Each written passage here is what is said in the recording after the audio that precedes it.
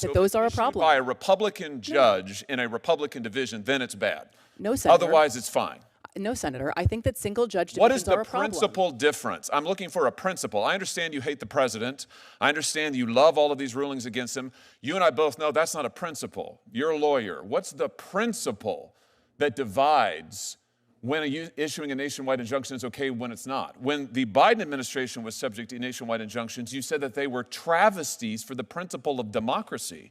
You didn't say the referral to Judge Kaczmarek was a travesty. You said his injunction was a travesty for principles of democracy. Yeah. So, in other words, the translation is just you didn't like the outcome. Is that right? No, Senator. Look, we're talking about, I don't think Article 3 precludes this form of relief. So we are talking about prudential considerations. Prudential meaning political? No. Then no. give me, so far I have yet to hear it. You've been questioned by multiple senators. I have yet to hear a principle other than the fact when you like the ruling, you think it's great to apply it nationally, including non-parties. When you don't like the ruling, it is a travesty for the principles of democracy, notions of judicial impartiality, and the rule of law. The room grew tense the moment Senator Josh Hawley took the floor, his tone calm but unmistakably firm. What followed was not a partisan rant, but a carefully constructed legal confrontation. The focus was not on whether courts had ruled against a president before, but on how far those courts were now willing to go.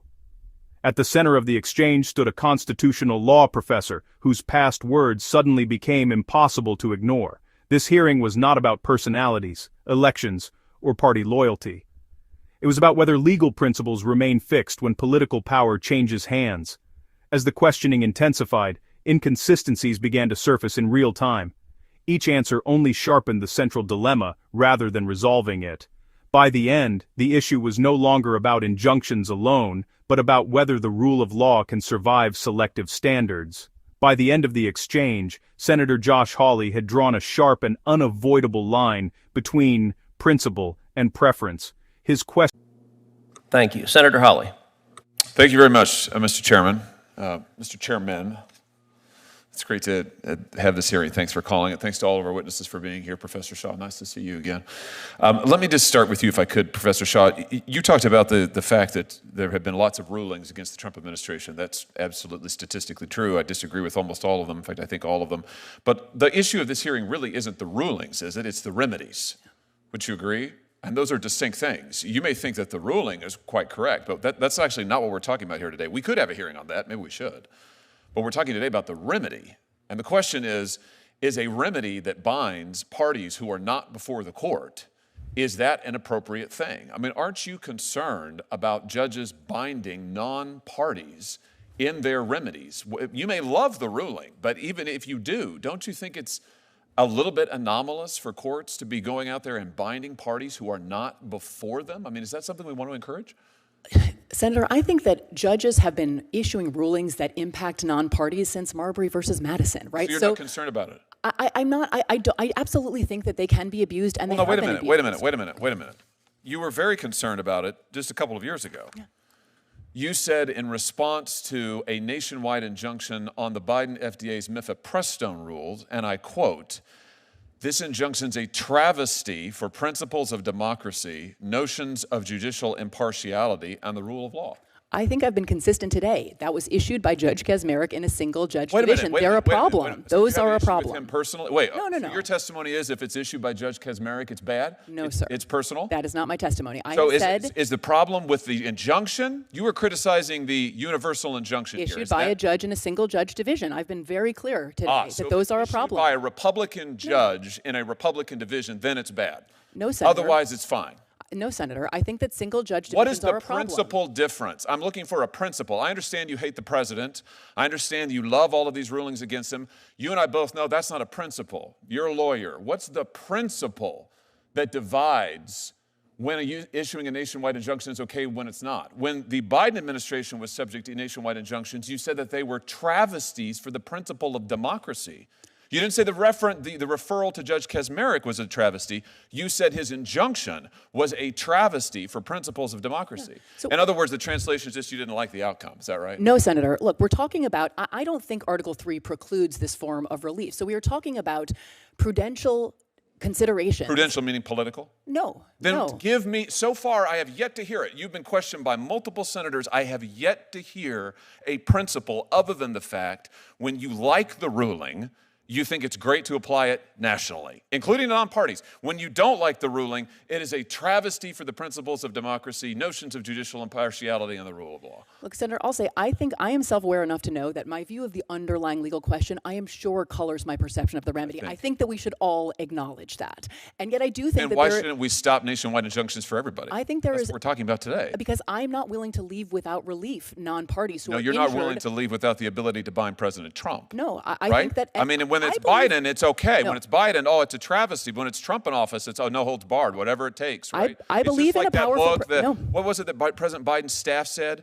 We've got to do undemocratic, unconstitutional things to save democracy. Why is this the same I believe thing? in a powerful president. I do believe in presidential power, but power and constraint are not at fundamental odds. What is the principle? Power. What is the principle? The legal principle.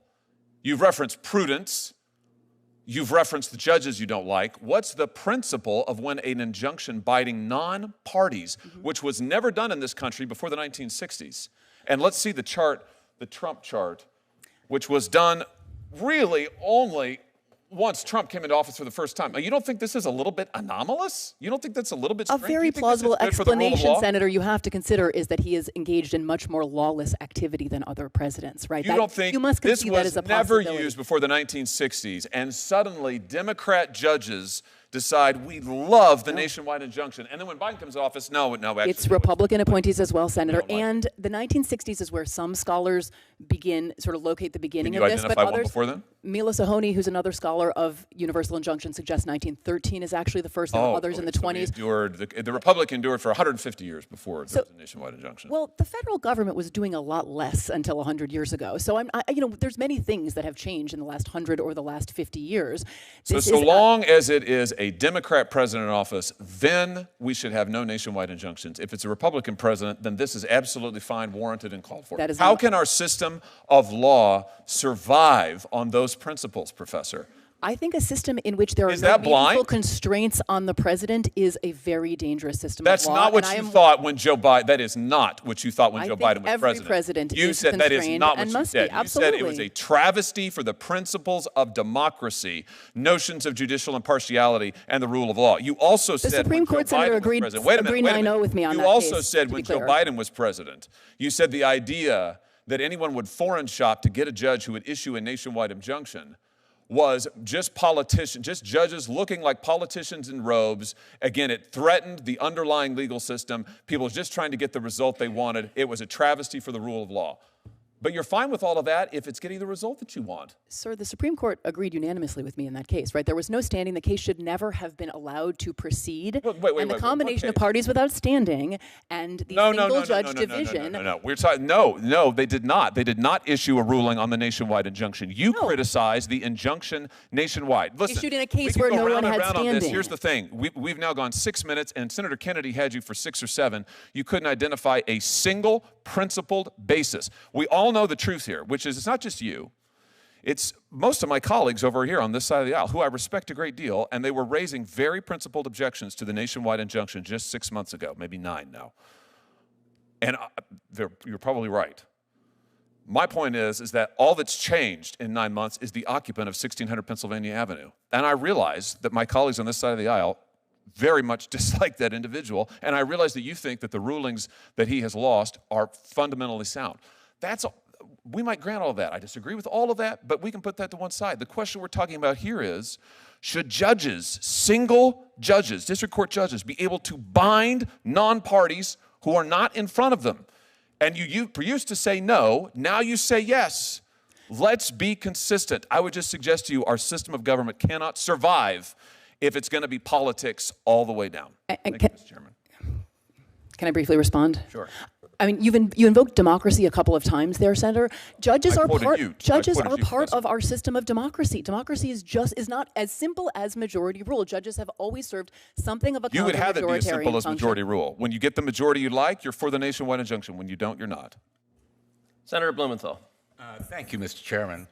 I'm going to give you the opportunity that I often found absolutely precious when I was arguing before panel judges and couldn't get my answer. Questioning revealed that the real threat to democracy is not strong disagreement, but selective application of legal standards. Hawley made clear that accountability loses meaning when it depends on who holds power at a given moment. He did not argue against judicial oversight, he argued for consistency that the public can trust. The hearing exposed how quickly nationwide injunctions are condemned or celebrated based solely on political outcomes. By confronting past statements head-on, Hawley showed that credibility in law requires memory, not convenience. His insistence on a clear legal principle was a defense of fairness, not partisanship.